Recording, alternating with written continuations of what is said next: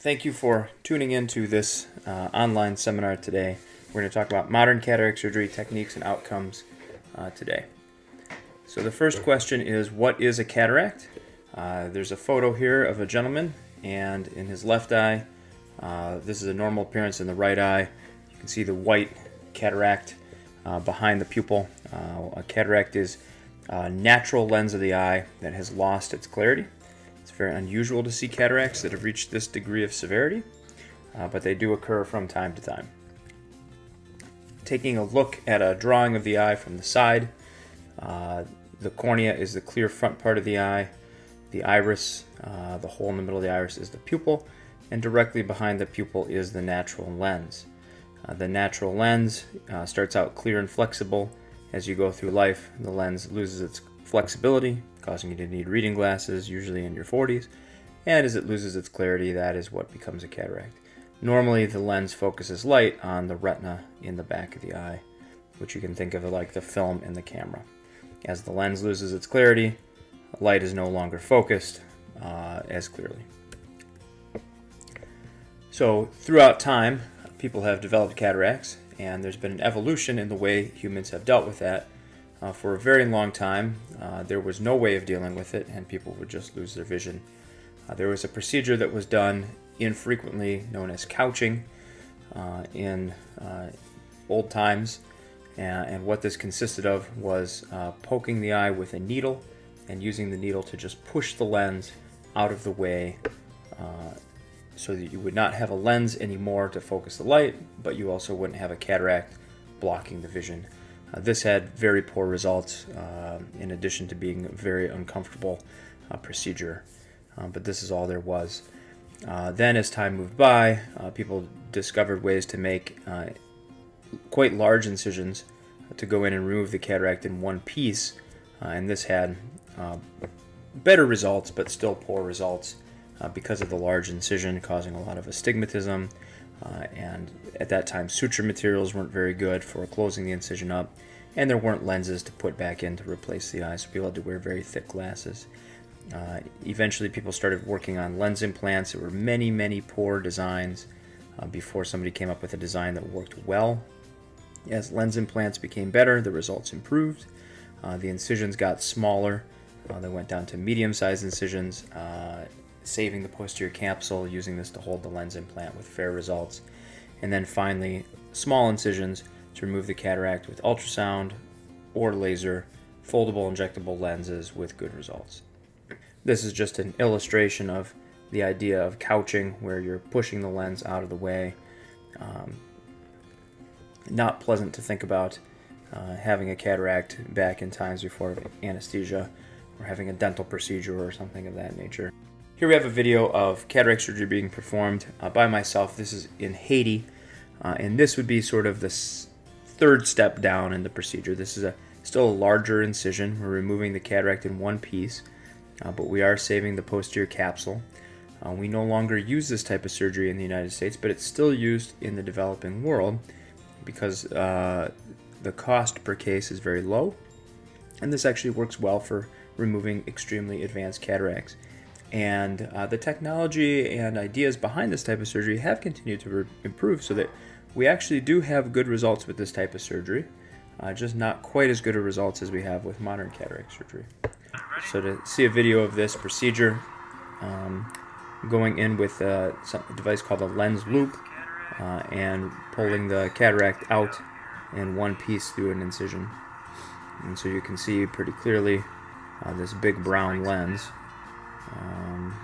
And after the cataract's out, the visual axis is nice and clear. You can see there's a nice clear pathway through the pupil.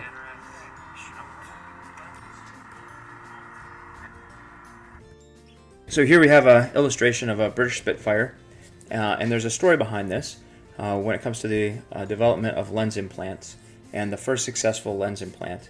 There was an ophthalmologist in the United Kingdom, Harold Ridley, and he saw a patient who had sustained an injury during the Second World War, where a piece of the windshield from his Spitfire plane had been embedded into his eye.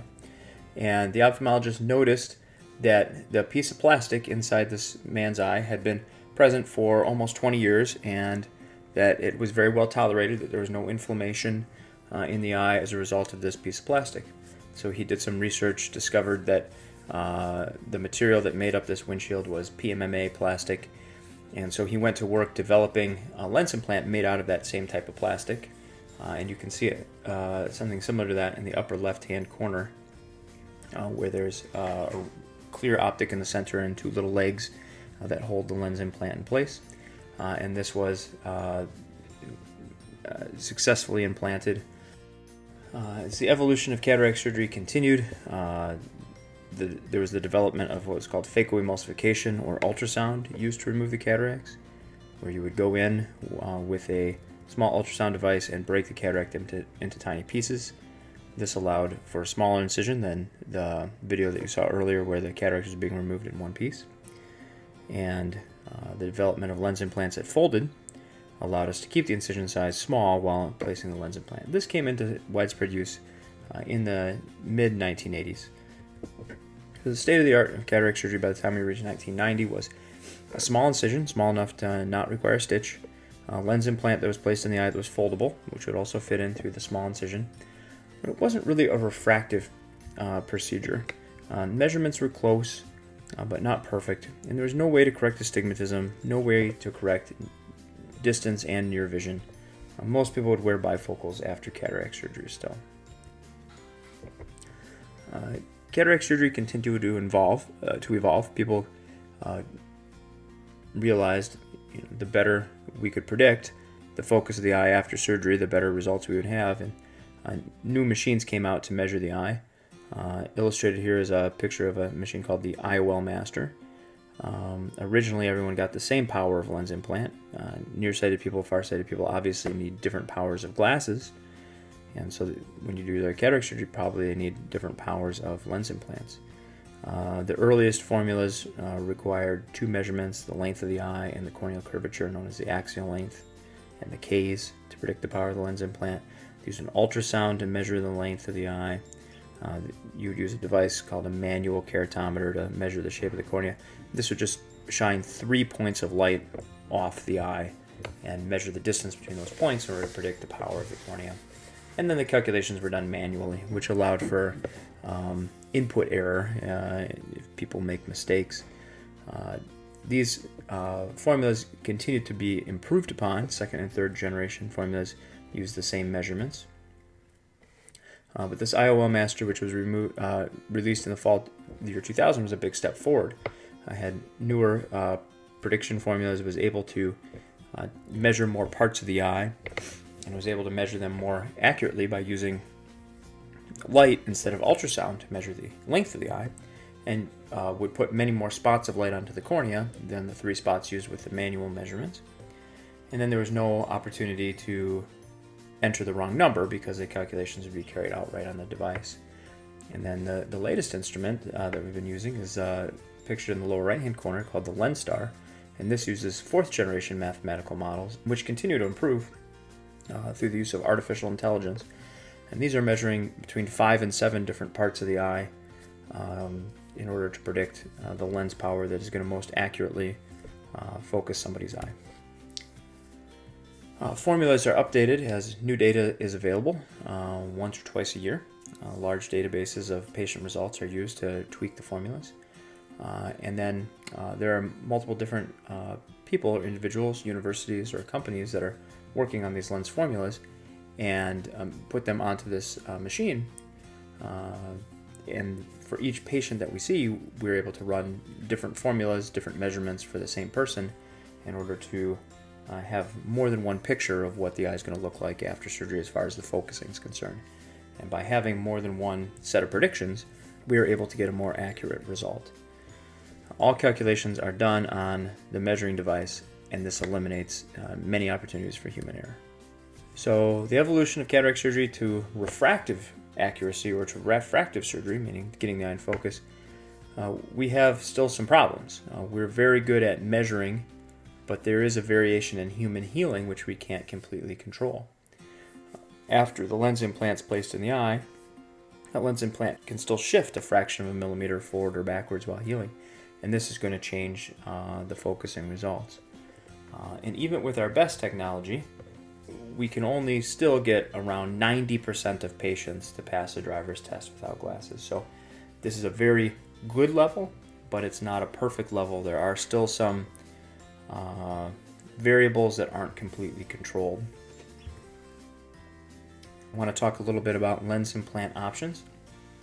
The picture in the upper right is a gentleman with very thick glasses. These would be, they're called aphakic glasses. This was the type of strong glasses that you would need if you had cataract surgery and did not have a lens implant placed in the eye. And this was, extremely common to see this in the 50s, 60s, 70s, maybe even the early 80s. But then as lens implants became available, the number of people running around with aphakic glasses declined dramatically. And since around 2006 in the United States, lens implant options have expanded dramatically, with new lens implant options becoming available each year. These are lens implants that are designed to reduce the need for glasses further. So illustrated here is from left to right are what's called a monofocal lens on the left, which is just a lens that focuses the eye, focuses the light in one spot. The second lens is a multifocal lens that has these little rings in the center of it, and this is designed to focus the light at 2 or more spots, usually far and near. The third lens has these little tiny dots on it, and that's to show that it has astigmatism power and where the astigmatism power is located. And by rotating this lens inside the eye, you can correct somebody's astigmatism. And then the fourth lens is a combination of the second and third lenses. It's a toric lens, got the little dots on it showing the astigmatism power, and a multifocal lens that focuses the eye at more than one distance. The difference in color of these lenses is not very important. Companies make lenses that are perfectly clear, slight violet tint, or have a yellow coloration to them to filter out blue light. And there were theories in the past that yellow lenses may help prevent macular degeneration, but it turns out that this doesn't really work. So companies still make lenses that have either perfect clarity or some slight tint to them, but realistically, they all work the same inside a person's eye. To continue talking about different types of monofocal lens implants, something we call a monofocal lens or a standard type of lens implant is that first lens that we saw illustrated. It's been around the longest. It focuses 100% of light at one distance. And you can choose with this type of lens to be in focus at distance or near, but not both. You could also choose to be in focus at middle distance, but it focuses the eye at just one distance. These are the types of lenses that are most commonly used, and they are covered by insurance. They can be used to correct one eye for distance and one eye for near, which would be a type of monovision. And roughly about 5% of people having cataract surgery are going to choose monovision. So there are some things that you can do with these lenses that are very nice. Monofocal lenses are the best choice for people with other eye disease. They are the types of lenses that are covered by all insurance plans. And they are a mature technology. Not much has changed with these lenses other than the fact that companies have figured out how to let us squeeze these in through smaller and smaller incisions. They've really been something that's been the same for quite a long time. The toric lens implant is a lens implant that corrects astigmatism, or some people will call this an astigmatism correcting lens implant. It's used to very accurately correct medium and higher degrees of astigmatism. It is a type of monofocal lens in that it focuses light at only one distance, but it also focuses or corrects the person's astigmatism at the same time. So it's basically useful for people with astigmatism. If somebody does not have any astigmatism, a toric lens doesn't do anything for them.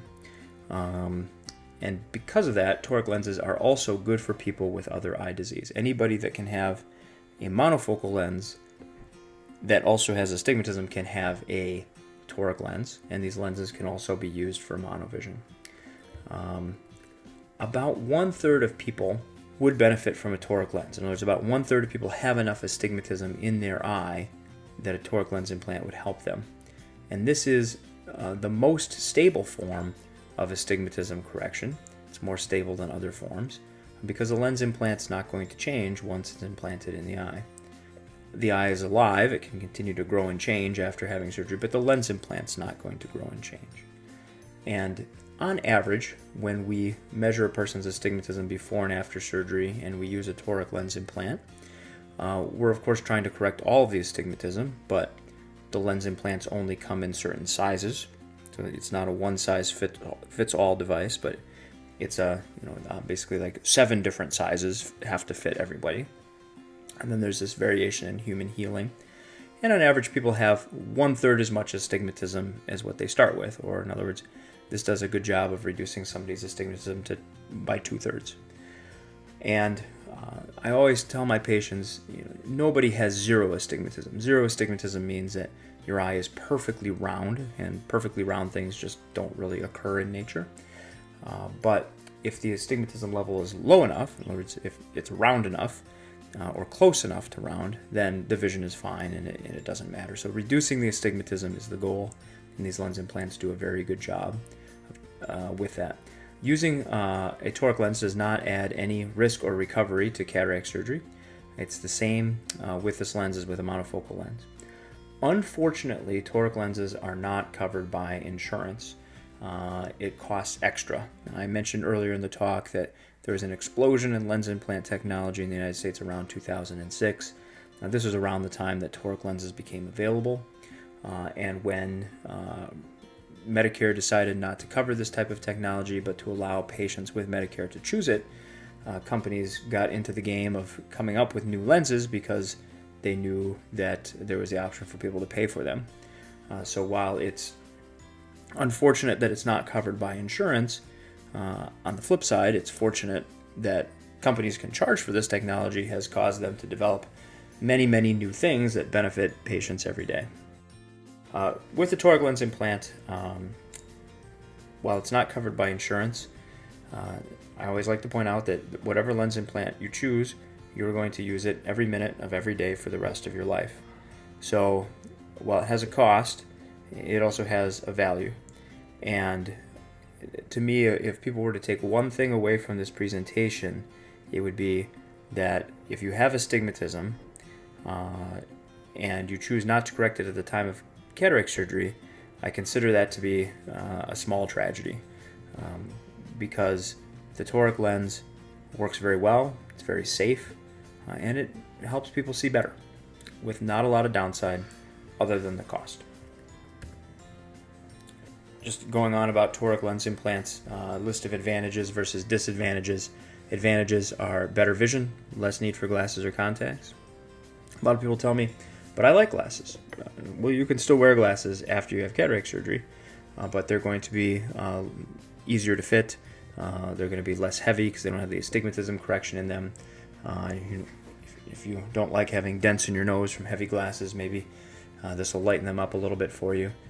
And in certain situations, people that like wearing glasses still don't wear glasses. People don't sleep in their glasses when they get out of bed in the morning. If they go outside and it's raining, if they're shoveling snow and they come inside and their glasses fog up, if you're taking a shower, if you go swimming, if your glasses break, in any of these situations, you're going to see better without the glasses, even if you like wearing glasses most of the time. The disadvantages to toric lens implants are that they cost money. Is the main downside. And I always like to think of a little game that I like to play. If insurance companies, if Medicare did cover toric lens implants, but they would give you a refund on your taxes of the cost of the toric lens implant if you chose not to have it. In other words, they would pay you money to not have the lens implant. How many people would say, oh yes, please put in a lens implant that makes me out of focus. I don't want my astigmatism corrected. I'm looking forward to getting this tax rebate at the end of the year instead. I think if it worked that way, almost nobody would choose to have to pass up the opportunity to have their astigmatism fixed. At the end of the year, it works out the same, one way or another. But it's just a different way of thinking about things that points out that maybe this is a good way to spend your money. Continue to talk about toric lens implants and astigmatism. There are, of course, alternatives to toric lens implants, and the fact that these alternatives exist are part of the justification for why Medicare doesn't cover this service. One of the alternatives, of course, is glasses and contacts. They work well to correct astigmatism, but they have some downsides to them. You could have an additional surgery, LASIK or PRK, which is a laser procedure to correct astigmatism, and also can be used to correct nearsightedness or farsightedness. But having LASIK or PRK is a whole other surgery on a whole other day with its own set of risks and benefits. It's also not covered by insurance and has its own cost. It is able to correct small, medium, and high levels of astigmatism up to a certain extent, but there's a limit to how much it can correct. So it is an option. The third option is something called a limbo-relaxing incision, and this is something that is fairly commonly done at the time of cataract surgery. It's an incision in the cornea that can be made either with a laser or done by hand, and it's an accurate treatment for small amounts of astigmatism. A unit of measurement for astigmatism is a diopter, so 1 diopter or less. The older you are, the more stable this type of treatment is, because it does shift with time, but the older you are, the less time you have for things to shift. This is not as stable as a toric lens implant, but if you're older, it's stable enough as long as you're not treating a large amount of astigmatism. And this is a minimally invasive, low-risk procedure as well. So it's a alternative to toric lenses that is a little less accurate, corrects less astigmatism, and is less stable, but is commonly done.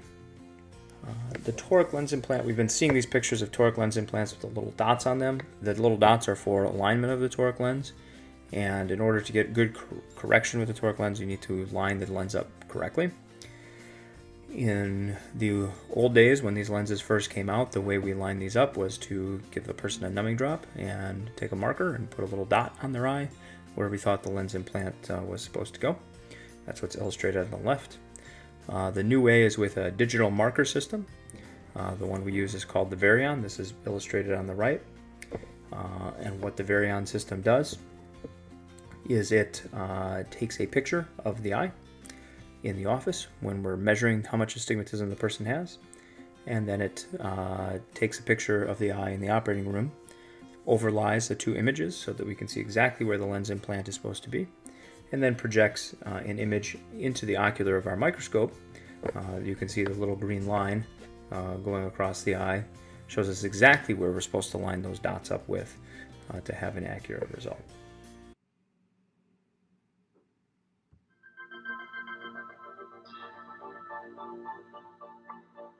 Introducing the Varion image-guided system. With the Varion image-guided system, surgeons can now consistently deliver a new era of refractive cataract precision. Designed to improve accuracy and reduce the potential for error throughout the entire cataract procedure, the Varion image-guided system consists of the Varion reference unit and the Varion digital marker. The Varion reference unit performs key diagnostic measurements and captures a high-resolution image of the eye in a single step. The high-resolution digital image of the patient's eye captures scleral vessels, limbus, and iris features. This fingerprint of the eye is used to register and track the eye as a visual reference of all incisions, capsulotomy, and IOL positioning. With the Varion reference unit, surgeons can also simply and confidently develop their surgical plan. Measurement data is automatically imported into the planning software. This streamlined pre-populating of data fields helps optimize planning efficiency and minimize transcription errors. The Varion reference unit allows surgeons to efficiently select the IOL and lens power for their patients by providing multiple established formulas in a simple drop-down format. Most importantly, the Varion reference unit also provides comprehensive astigmatism management. Surgeons can now determine optimum incision locations to individualize surgically induced astigmatism and toric lens powers at the same time. The reference image and surgical plan are transferred from the Varian reference unit to the Varian digital marker via USB stick during the execution phase of the procedure. Using the reference image as a fingerprint, the Varian digital marker allows surgeons to position all incisions and alignment in real time while accounting for the variable impact of cyclorotation. The Varian digital marker can be used with the LensX laser and with most surgical microscopes. With the LensX laser, the digital marker facilitates pre-population of the patient parameters as well as pre-positioning of the surgical incision overlays. Working in concert with a microscope integrated display, or MID, the Varian digital marker also provides real-time tracking overlays through the optics of a surgical microscope. These computer-generated overlays offer a new measure of consistency and control for every surgical step of the procedure, including an incision guide, capsulorhexis guide, centration guide for multifocal IOL positioning, and toric alignment guide for lens positioning. All of these procedural steps can be wirelessly controlled by the Centurion Vision System foot pedal. See what the Varian image-guided system can do for you. It might just change the way you perform cataract surgery. So shifting gears to talk about multifocal lens implants. These are the lens implants that have the little rings in the center of the lens. These little rings allow multiple different zones of focus. Each one allows the eye to be set at more than one distance, far and near or far and intermediate. As of 2018, there's no trifocal lens available in the United States yet, so you can pick two of three distances, far and middle or far and near.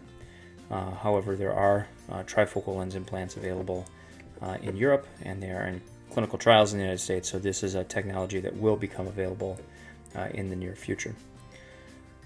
With these types of lens implants, 90% of patients use glasses rarely or never.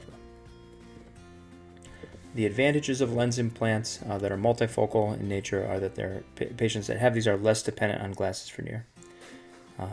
FDA studies report 90% of patients only use glasses rarely or never. Disadvantages to these lenses are extra cost, and then glare and halo around lights at nighttime, and the fact you have to choose between intermediate or near vision, because you currently can't have both. Illustrated at the bottom is the idea of glare, halos, and starburst around a point source of light. So this would be like a little light on your television or a car headlight when you're driving at night. The amount of glare, halo, or starburst that people receive with these lenses vary from one person to another, how much of this side effect they perceive. There are many models of lens implants, many different companies that make these. The main two in the United States are Alcon, which makes different models of what they call the Restore lens, and the AMO, which makes different models of the Tecnis Multifocal and the Tecnis Symphony. So they have different upsides and downsides. The big difference between these lenses, however, is how far away the near vision is. Is it arm's length away? Is it bent arm's length away? Is it close up for reading a book up close? Is it better for a computer screen? These are the main differences between these different models of lens implants. Until 2017, multifocal lens implants did not correct astigmatism in the United States, but starting in 2017, both Alcon and AMO released one model of their multifocal lenses that did have astigmatism correction built into them. So there are choices now for people with astigmatism that would like a multifocal lens. So they merge these two technologies together, which is a great development, allowing people with astigmatism to choose a multifocal lens implant. These combination lenses have the same advantages and disadvantages as a multifocal lens. They just allow this choice for patients with toric, for patients with astigmatism. It's not really the same as a toric lens. It's the same as a multifocal lens. What does the future hold? There is technology available to try to allow us to adjust the power of lens implants after having surgery without doing further surgery. This would be either done with a light adjustable technology or using a laser to modify the lens. There are something that we call a small aperture lens implants that are in development. This would be the same as a pinhole or a small aperture on a camera, which allows a greater depth of focus. People are working on lens implants that would change the focus the way a young person's lens changes focus by changing shape, allowing vision at all distances without side effects. This has been difficult to develop, but people are continuing to work on it. And there's people that are developing lens implants with built-in technology such as medication delivery or eye pressure monitoring. So at this time, there's a wide selection of lenses available, and this really allows the surgeon to custom tailor outcomes to the patient's needs. Has the surgical technique kept pace with the patient needs? How do we make our outcomes as precise as possible? So I want to shift gears here and talk about different techniques for the cataract surgery itself. Phacoemulsification cataract surgery was the gold standard for many, many years. It's a very good approach. It's very safe. Each surgery is slightly different or unique. Phacoemulsification is using the ultrasound machine to break up the cataract into small pieces. What I have here now is a video of manual cataract surgery performed by myself in September of 2018. And it takes about 6 minutes, and I can just walk through the steps of the surgery. So under the microscope, we have visualization of the eye. We're going to make 2 incisions at the same time to allow access to the front of the eye. One incision is slightly smaller. That's going to allow the placement of the lens implant. I'm sorry, one incision is slightly larger. That's going to allow placement of the lens implant. Placing preservative-free numbing medication into the eye for comfort. And then we fill the eye with a cushiony gel called viscoelastic that protects the cornea and the iris and the inside of the eye. We then use a small bent needle to make an opening in the front of the lens, something called the anterior capsule. And we need to tear that capsule around in a circle in order to have an opening to be able to access the inside of the lens or the cataract. It's very important that this opening be continuous and connect on itself. I always compare this to opening a bag of potato chips. If you have a tear in the bag of potato chips, you can spill your chips everywhere. If you open the bag correctly and don't have a loose end, then the bag is very stable for digging in and getting the chips out. So we want a continuous tear, which we have here, a little circle. Use some salt water to loosen up the inside of the lens, separate it from the capsule, the outside of the lens. And now the lens is going to freely rotate. And then I'm going to go in with the ultrasound device. Now the incision size that I'm using is 2.2 millimeters in size, so it's very small. The device irrigates, aspirates the fluid, and a little metal tip is the ultrasound. It vibrates to break up the lens. There's many different ways to do this, but essentially I'm making a little groove in the middle of the lens. Use an instrument in my second hand to help me break the lens in half, and then pulling half of the lens up into the middle of the eye, and I can aspirate these pieces of the lens out. I want to work in the middle of the eye, away from the iris, away from the cornea, away from the back skin of the lens called the posterior capsule, to protect all those pieces of the eye so that they will function normally and hold the lens implant in place after the surgery is done. The lens doesn't have any sensation, so people aren't able to feel anything happening as their lens is being removed from the eye. So we're making good progress. The bulk of the lens is out. So we're going to switch instruments to a instrument that does no longer ultrasound. It just irrigates and aspirates, and we use this to get the last few outside edges of the cataract. And the advantage to this is because there's no ultrasound, there's less risk of damaging the back surface of the lens, the posterior capsule it's called. So the irrigation aspiration piece is very gentle. You can see it's just pulling out the last few outside edges of the cataract, one little piece at a time. And then I will be able to put the setting to a lower setting where I use just very gentle vacuum and aspiration to polish the back surface of the lens.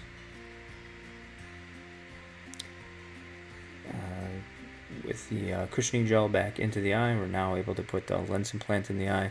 The lens implant folds up and fits through that same 2.2 millimeter incision. It will unfold once it's placed into the eye, and I need to make sure that it unfolds in the right spot, which is inside the outside skin of the original lens, in front of the posterior capsule, behind the anterior capsule. So it's sort of surrounded by capsule. If this was a toric lens, I would be needing to turn it to line it up with the direction that we wanted it to go at. Then remove the cushioning gel from the eye. Remove that from above the lens. Then I also go under the lens and remove the cushioning gel that's on the back of the lens that was in the bag.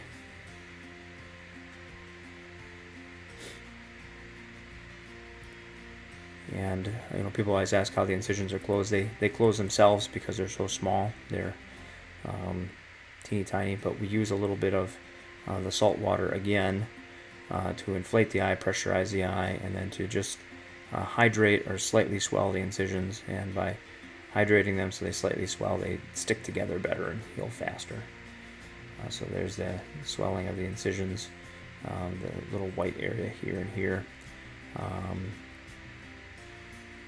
And then in this case, we're going to do what we call dropless surgery. Dropless surgery is when I put some antibiotic and anti-inflammatory into the eye at the time of the procedure. So I'm giving some additional numbing medication on the surface of the eye. And everything is already pretty numb from the surgery, but I like to just give a little extra numbing medicine. Nobody's ever too numb.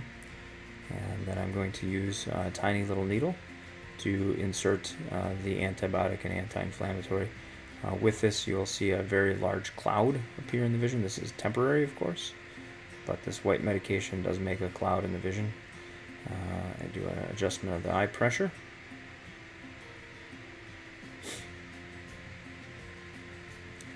And kind of a final adjustment of the pressure, and then I'll place some antiseptic in the eye, and that'll complete things.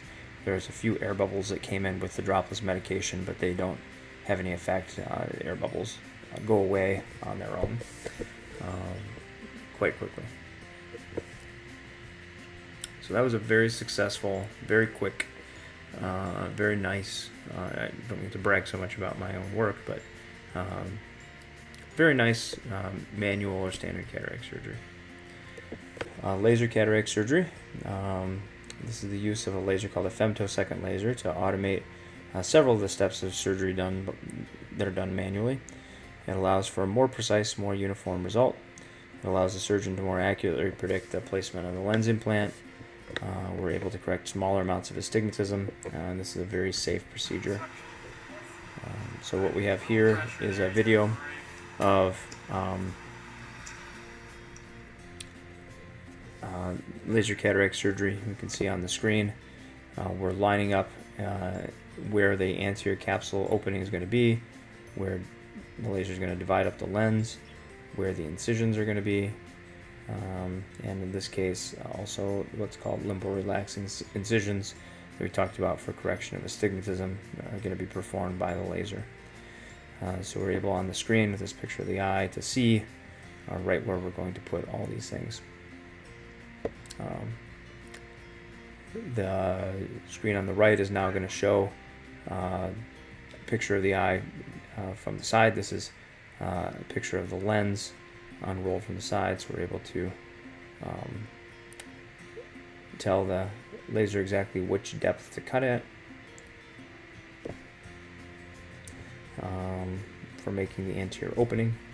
Then we're going to take another scan that's going to show us exactly where the lens should be sectioned, the front of the lens, the back of the lens, and where it's going to break it up using the laser. And we're able to see where our incisions are going to be. As they move through the cornea, we can adjust how long they're going to be, the angle that they're at. Of course, it's helpful to program this in ahead of time, but we can make little adjustments on the fly. And then when everything's right where it's supposed to be, we go ahead and apply the laser treatment. You'll see all these little air bubbles show up in the eye. First it starts out by drawing the circle on the anterior surface of the lens. And then it will break the lens up, in this case into 6 pieces with another circular cut, so that makes 12 pieces. And then it will make the incisions in the cornea last.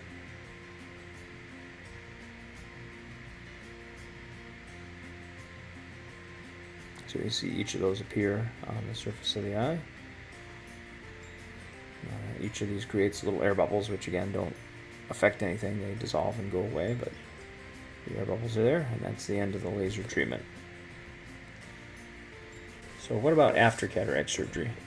After cataract surgery, the lens implant almost always lasts the rest of your life. The capsule, which is the membrane that holds the lens implant in place, can get a little cloudy in many patients. Usually this happens a few years after surgery.